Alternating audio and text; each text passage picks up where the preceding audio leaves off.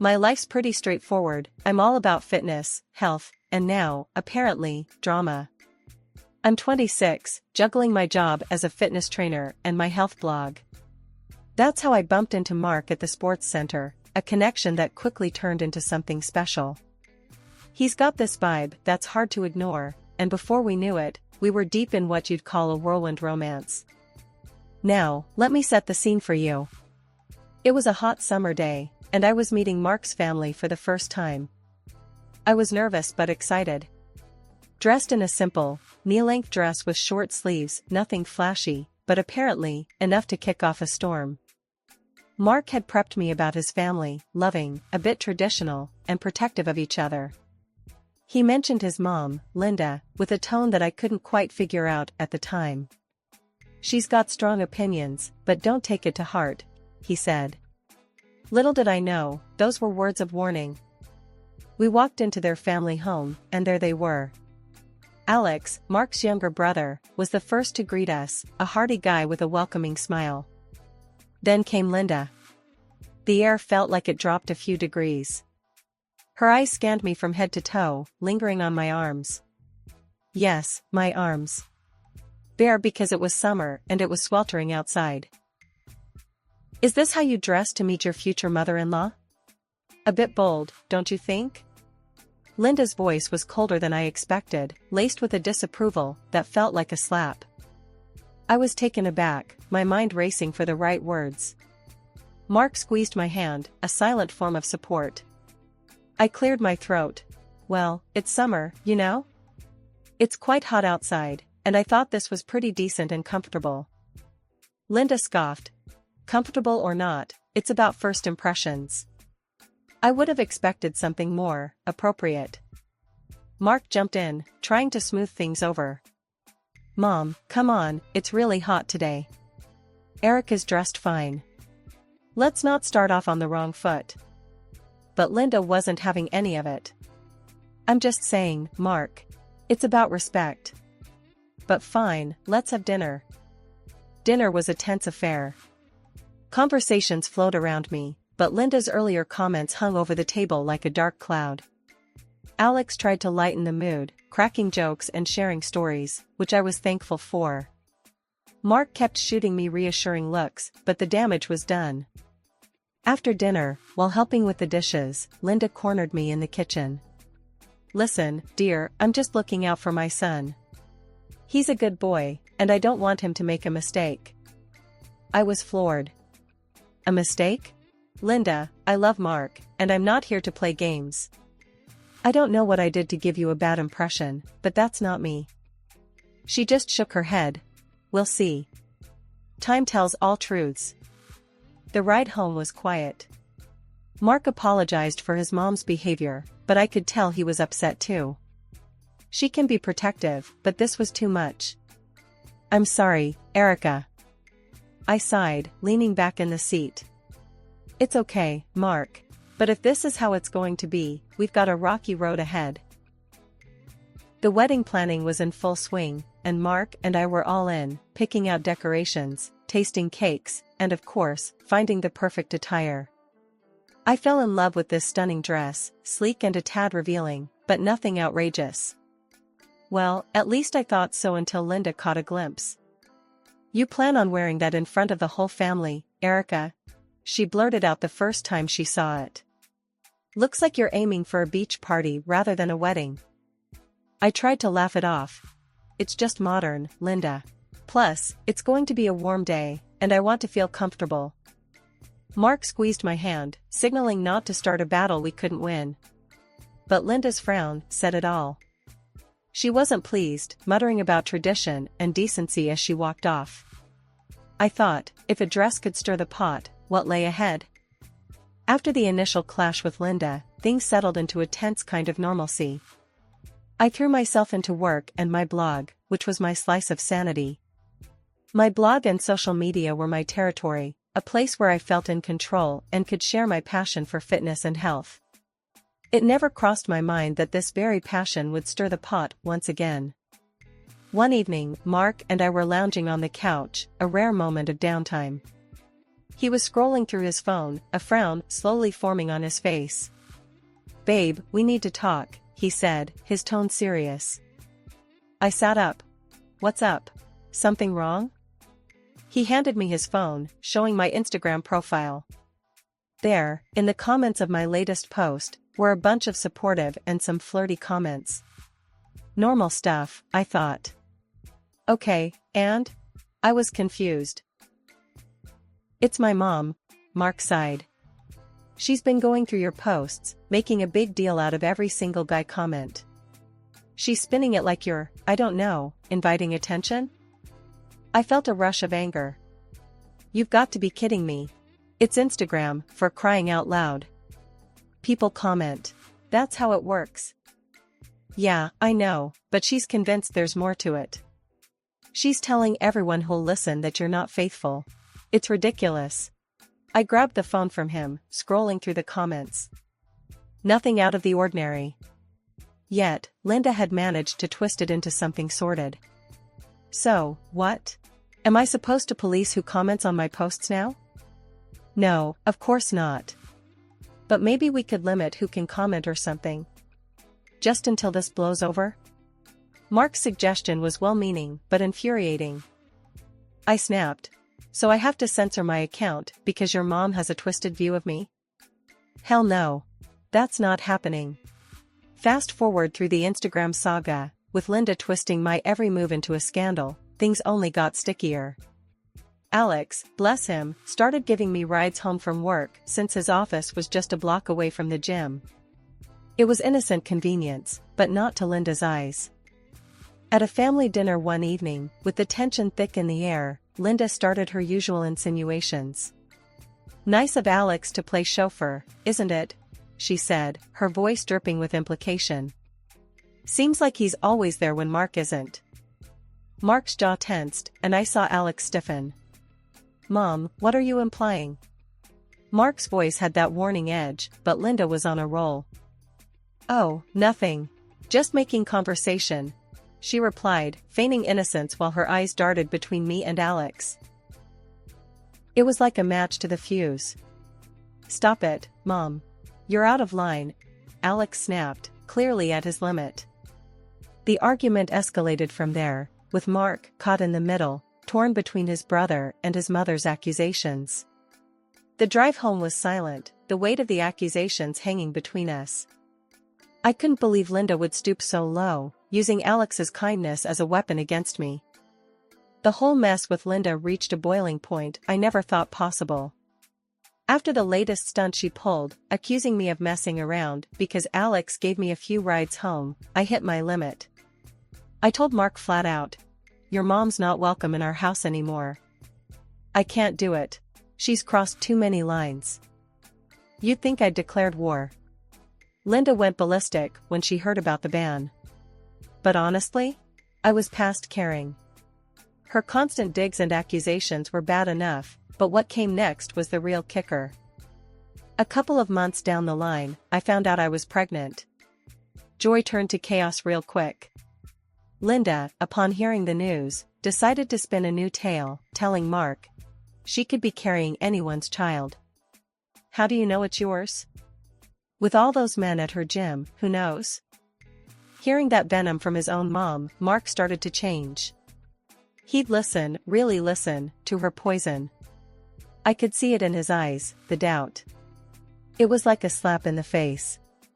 Our once solid bond was now filled with this unspoken tension, eating away at us. One night, after overhearing another one of their phone calls, I confronted Mark. "So, what? You think I'm cheating on you?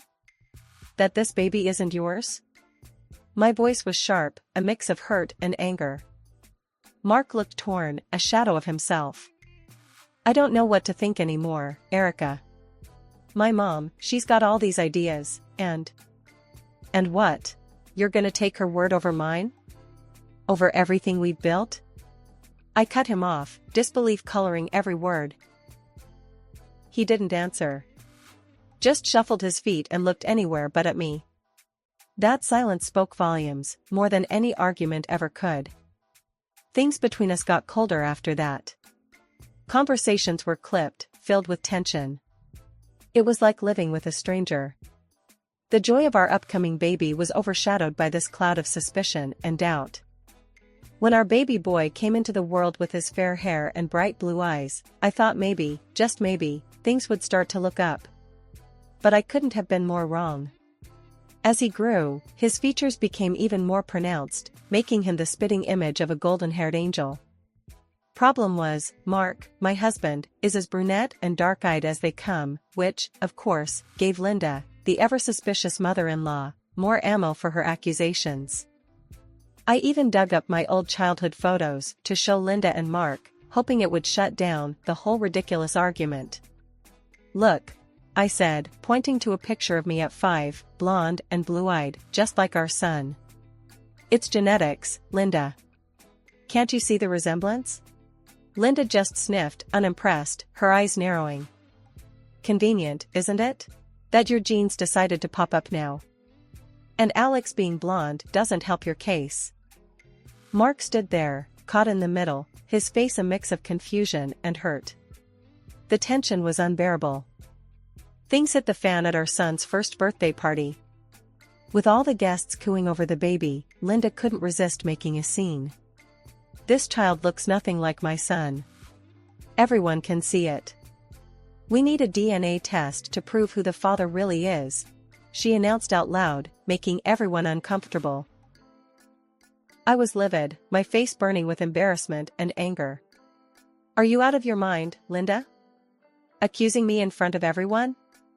No way am I doing some test just because your paranoia's got the better of you. I shot back, my voice dripping with indignation. It was humiliating, being accused like that, especially in front of friends and family. But then, Mark stepped in, and not in the way I hoped. Actually, we're doing it, he said, his voice cold, a hardness in his eyes I hadn't seen before. If you've got nothing to hide, then there's no issue. We do the test, or we're done. I can't be married to someone I don't trust. I was floored. You serious right now? You're choosing your mom's crazy over me, over your son? He didn't budge, didn't even seem to flinch at my words. It's not just my mom. There's too much doubt, too much talk. The test ends at one way or another. And until then? I asked, my heart in my throat, already dreading the answer. Pack your bags. Stay somewhere else. I can't look at you, not now, not with these doubts. His words cut through me, leaving a chill in their wake. So, there I was, packing up a storm, my hands shaking with a cocktail of rage and hurt. Our baby boy, oblivious to it all, watched with wide, innocent eyes as his world, and mine, crumbled. I left, heading to the only place I could think of, my mom's. My mom was waiting, arms wide open, when I got there. I barely got through the door, before I broke down. He's kicked us out, Mom. Over some DNA test Linda's convinced him we need. My mom was all fury, ready to storm over there and give Mark a piece of her mind. Over my dead body, she said, but I stopped her. No, it's not worth it. Not right now. I spent the night going over every moment, trying to figure out where it all went wrong. How did we get here, from being so in love to questioning our baby's paternity? And Alex, caught up in this mess for no good reason other than Linda's spite. After the whole mess at my son's first birthday, word got around fast.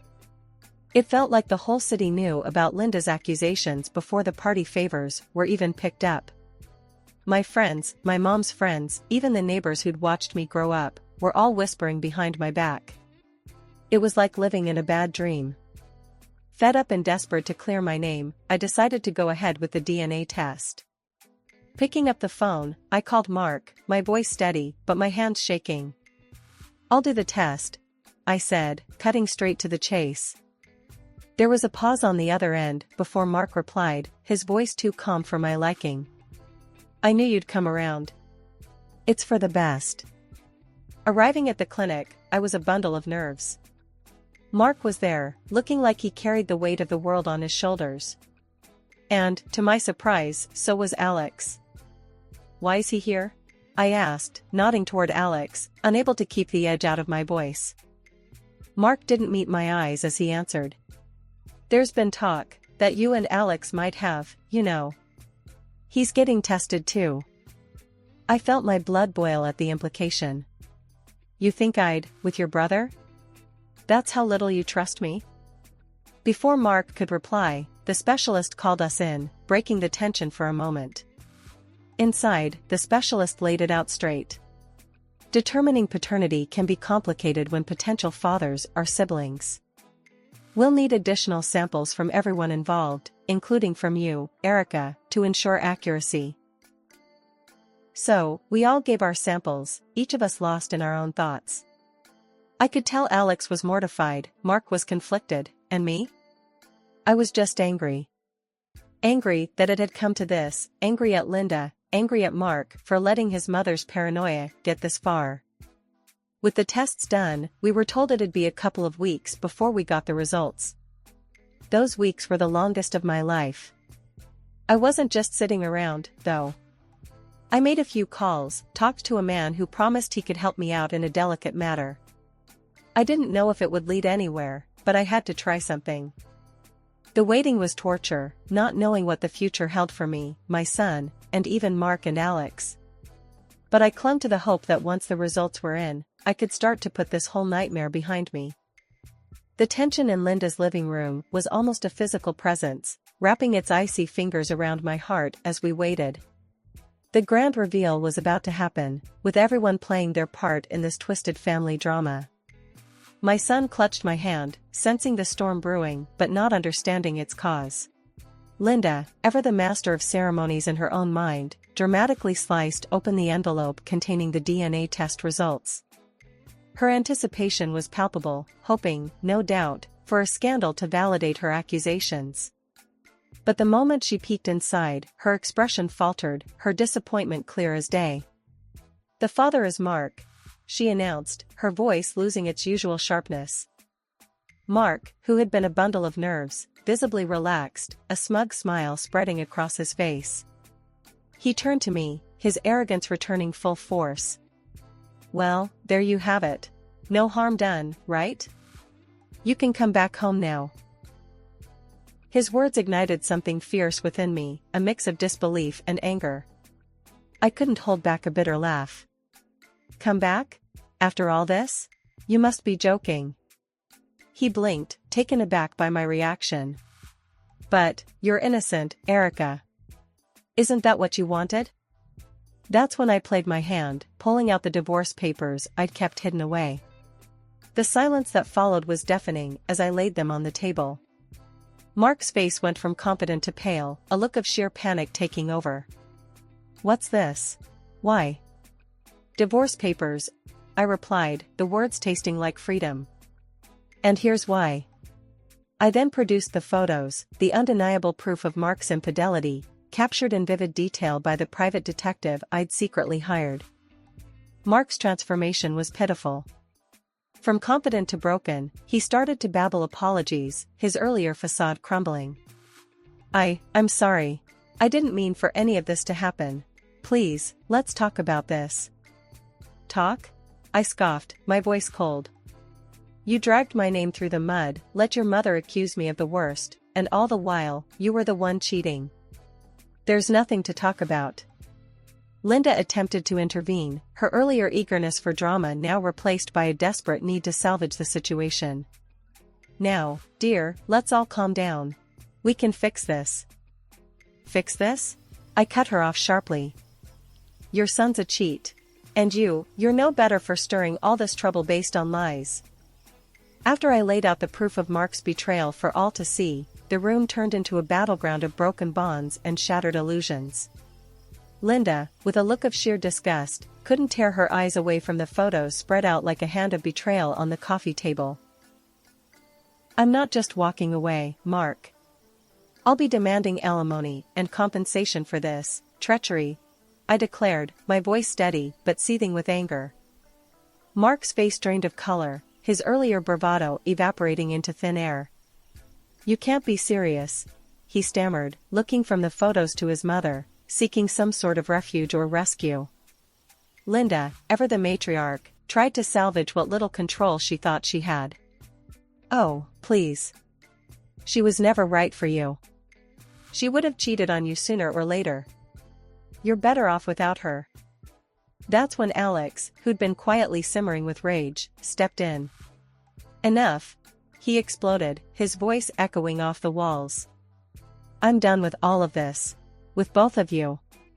He looked pointedly at his mother and brother. After everything you put her through, based on nothing but your own twisted suspicions, I'm out. Linda turned to him, her face a mask of shock and desperation. Alex, please, don't say that. I was just trying to protect our family. Protect? Alex scoffed, his scorn palpable. Is that what you call this? Destroying relationships, spreading lies? I can't be part of this family if this is what it stands for. I'm moving to another city. Starting fresh, away from all this madness. Hearing of Alex's decision later, I relayed the events to my mom. She had always been my rock, and even now, her words provided a cold comfort. That's the price of Linda's folly. Her arrogance and stupidity cost her her own sons. Maybe now she'll see the harm she's caused. The fallout was immediate and absolute. Alex followed through on his promise, moving away and cutting ties. Mark was left to deal with the consequences of his actions, his mother's manipulations laying the foundation for a chasm too wide to bridge between them. Life after the dust settled was different. Not easier, but clearer, like I was seeing everything for the first time again. My mom and I had many long talks about it all, sitting on her old, comfy sofa with cups of tea that always seemed to go cold before we finished them. Mom, I started one evening, the sky outside painting a picture of calm I didn't quite feel inside. Do you think I made the right choice? With everything, the divorce, standing up to Linda and Mark like that? My mom set her cup down, turning to look at me with those wise eyes that had seen more of life than I ever wished to. Darling, you did what you had to do. You stood up for yourself, for your dignity. That's more important than staying in a marriage that was built on distrust. The biggest change, besides the obvious, was in Alex. He'd moved to another city, cutting ties with his family. He called me once, just before he left. I can't stay here, not after everything. I need to start fresh, somewhere where every corner doesn't remind me of all this.